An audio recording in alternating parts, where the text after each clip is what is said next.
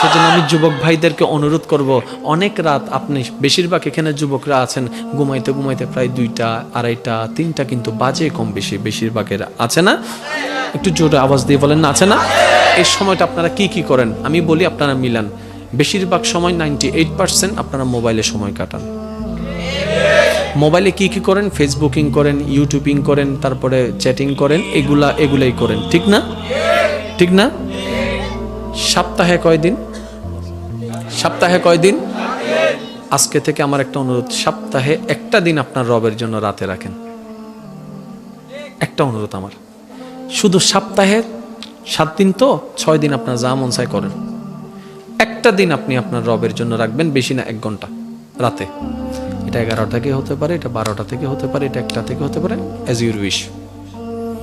আপনি যদি বেশি না 3টা সপ্তাহ এই রাতের ইবাদতটা 1 ঘন্টা করে, আধা ঘন্টা করে কন্টিনিউ করতে পারেন, 3 সপ্তাহ পরে আপনার নিজের মনের মধ্যে একটা ফিলিংস আসবে। তখন ওই ফিলিংসটাই আপনাকে বলে দিবে কি করবা কি করবা না, কোথায় যাবা কোথায় যাবা না। আপনার আস্তে আস্তে রবের দিকে ফিরে আসা শুরু হয়ে যাবে। এই পরামর্শ মনে থাকবে। কিছুদিন আগে একটা ছেলে সুইসাইড থেকে ফিরে এসেছে, শুনেছেন?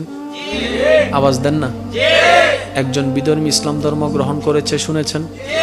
আবার গত পরশুদিন একটা ছেলে নেশা থেকে ফেরত এসেছে, শুনেছেন? তো ওরা যদি আসতে পারে, আপনি আমি কেন পারবো না? ওরা যদি আসতে পারে, আপনি আমি কেন পারবো না? এখন আপনি বলবেন যে হুজুর আমি তো চাই, কিন্তু শয়তান বেটা আসতে দেয় না। আমি বললাম যে আপনি তো শয়তানকে চিনেন নাই। কেমন? আমি বলি, এই যে আপনি এখন বসে আছেন, আপনাকে শয়তানে লাড়বে বাহির থেকে না ভিতর থেকে? জোরে বলেন, জোরে বলেন। রাগটা এনে দেয় কে? লোভটা এনে দেয় কে? চুরির মন এনে দেয় কে? তাহলে শয়তান না চালান, শয়তান আর চুরি করাইতে পারবে? শয়তান আপনাকে রাগ এনে দিল, আপনি যদি জবান না চালান, শয়তান আপনাকে বলাইতে পারবে?